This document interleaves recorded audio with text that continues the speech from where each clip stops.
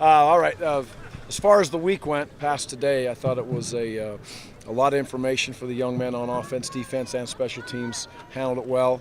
Defense clearly won Wednesday's practice. Monday's practice was non-padded.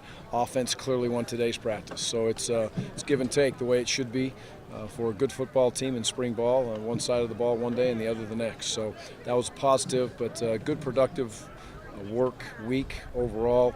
A couple physical practices, ended up today with the scrimmage, and was really proud of the way the offense was able to bounce back and make some plays today. So good solid week. I'm proud of the young men. Did you like the turnout today? I loved it. Yeah, you kidding me? It's great. And we got sunshine. Weather guy was wrong. No rain. It's a beautiful thing. So this is important. It matters to the kids, and it really gets them even more invested to the public and to Badger Nation, and it matters. It matters to them. It matters to us, and it's people take a Saturday morning to come out and want to support the kids and see them out and see the new offense and defense. It's great for us to be just to be part of it, really. Gary, TJ had said that he would look at a bunch of different guys throughout the spring on the O-line, but it looks like he's leaning towards Groy and left tackle. Are you still experimenting there, or is that the way it's headed? Well, we got 7 or 8 healthy kids. Yeah. So, Groy's had to move over there, and he's so smart and he's athletic and he can play a number of different spots.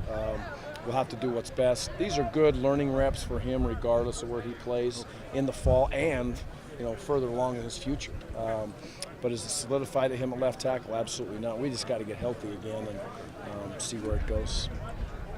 Is there a bigger learning curve on defense with all the things you're putting in right now, do you think, Gary, or is that not accurate? No, well, yeah, probably. If you just look at our offense and the offense of the past and then the defense and the defense of the past, there's probably a little bit more on the defensive side of the ball. And we put in a ton of defense, especially in the last 2 practices. When we came back on Monday, we wanted to really amp up the volume because we had maybe a third of our defense in. So I would agree with that statement. It's interesting as you look back, and usually defense is ahead practice 3 or 4, whether it's fall camp or spring or whatever. I think we kind of just stayed even Steven until 6 practices because of the new offense, the new defense, and now we've got a lot of give and take. So I think that's a good thing. The loss of David Gilbert, how does it affect the D-line right now? Well, anytime a young man is injured or can't play anymore, our whole focus goes to David and making sure he's set and moving along in life. We've lost a very good player, and we all know that. It's an opportunity for a young player to step up, and I think they're doing a nice job. But David will still be part of us. He'll remain on that senior wall we have in our office for the whole season, and it's tough. He would love to have played his senior year, but if I'm betting on David, I would say that his days of playing football are not over, and it's going to be fun to spend some time with him and watch him get his degree and move along in life over the next year and then see what happens. Have any of the other outside linebackers caught your eye so far in practice? Yeah, I really think that Chobert's going to be a special young man. He's a youthful, excited player, great natural instincts. He's come a long ways. Jesse played D-line, for the first 4 or 5 practices, and we moved him over to the outside linebacker, growing into that. So there's going to be some great competition. Add BK into that mix when we get back in the fall, and so it's going to be some highly contested battles there. But as we'll always say on defense, we need to play defense the way we want to play. We've got to have 2 starters in each position, and that'll be our goal as we move through the rest of spring and into fall camp. You mentioned the offense won the day today. Joel had a couple really nice touchdown passes. What do you like about what he's doing right now for you guys? Well, better command today. I tried to sit back and be involved. I have a tendency to always lean over to the defensive side and watch that more so than the offense. And so I felt like get back behind the huddle today and just see the kids' eyes and listen to Joel communicate and Kurt communicated. They did a good job with that, and so I was impressed with that. Better handle of the offense, if you will. Poise in the pocket was better today, especially out of Joel. I think he took some time, got the ball out of there.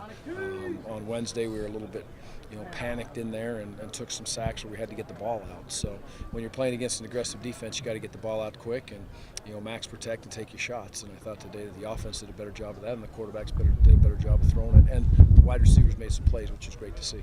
A lot of 3 tight end formations. Is that an option if that second wide receiver doesn't develop like maybe you hope, or is that Absolutely. something you like? Yes, yeah, it's absolutely. If we get into 13 personnel, and it's an option for us, just because we play in that personnel group doesn't mean we need to, pack it all in there and have, 20 guys sitting in there in the middle of the field with the offense and defense smashed on top of each other. We can still spread it.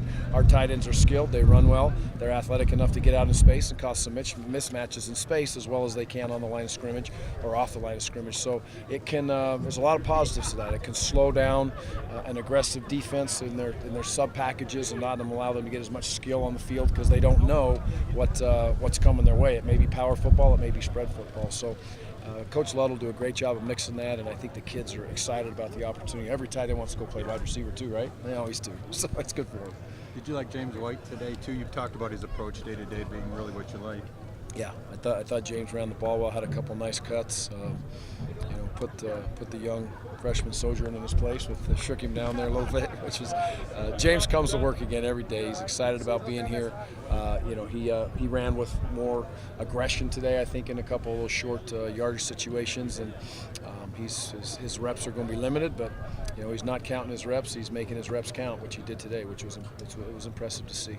You mentioned having 2 starters at every position on defense because of the way you like to play. Is that the number of guys you want to use? Is that what you're referring to? Well, I think with the effort that we ask them to be able to play, especially up front on the defensive line, we can't ask those big kids to go play in a 10-play drive and ask them to play the way that we want them to and run into the ball. That gets very difficult. So we want to be able to sub those kids in and out of there.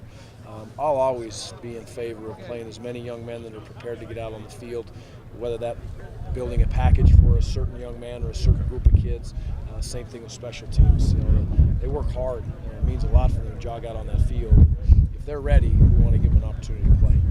Saw you snapping the football a little bit. Gonna remind you old times. Yeah, old times. Yeah, it gets harder and harder to bend down there and snap every single day, but it's fun. It's fun to be part of it and be involved with the kids, and it's good. I think we've had a few CQ problems, and it's a good way for me to be able to understand. If I think there's an issue as a center snapping the ball versus the quarterback, and it's just. But most of all, it's just fun to get down and be involved with the kids. And I'm not as good as press man coverage anymore. The wide receivers are getting better at knocking off my hands, so it's been good. Is it the your low philosophy numbers. to be cautious with the injuries too at this point, Gary, like Bo Allen and Brendan Kelly? Very, very, very cautious. There's a couple young men that love to be out there. Borland is the same way. You got to be careful with him and Jared. Not injured, obviously, but you got to kind of pry their helmets off their heads and throw them up in the stands, or they'll keep playing. So, but we will be cautious and get the young men into fall, especially if they're a proven player. And those young men are doing a nice job of taking mental reps. I think it's been impressive the way they sit and go through practice and have their scripts and understand what's going on. The low numbers at offensive line, is there more pressure on Coach Woods? More pressure, maybe for him to put on a helmet and play if we don't watch where we're going. I don't think it puts more pressure on him in any way, shape, or form. I mean, it's a low number. It probably puts more pressure on me to work in the best way to keep practice clean and fresh. Our goal today was to get close to 50 reps. We had one more session of red zone scheduled, but I canceled that for the reason of the offensive linemen not being over-repped at this time as far as where their conditioning levels are. So no more pressure. It is what it is right now. It puts some pressure on some guys to go recruit people. So recruiting coaches better go out and get it done. Will that impact your approach to the spring game, the numbers in the Yes, offensive line? absolutely. Yeah, we won't be able to play a spring game. We'll have a good scrimmage and we'll get after it. And it'll be fairly short. We'll be on and off quick, and which is good for spring games. That's kind of what everybody wants when you're in that last 15th practice. But we'll still use it as a work day. It will not be a traditional football spring game, much like you saw today. Just in the next scrimmage, we're going to have just not a controlled scrimmage. It'll be full-fledged scrimmage, but situational, if you will. Yeah. You mentioned some injured guys. Tyler Dipple came out the other day Yeah. with it. Is he expected back anytime soon? Not in spring. Not in Not in spring. He will be back. He should be full by the time we come back for June 9th and get the summer stuff started. I believe he'll be full steam at that point. So he's another one, but again, being careful and getting him to where he needs to be in the fall. Is Devin Golden the same way? When you Yes. expect him? Yeah, I would expect him to be back full speed, hopefully in June also. He's had a little bit of a setback, nothing serious. It's just cautious because we can be right now. Anything else? Thank Okay. you, Gary. Thanks, Gary. Thank you guys. Appreciate you.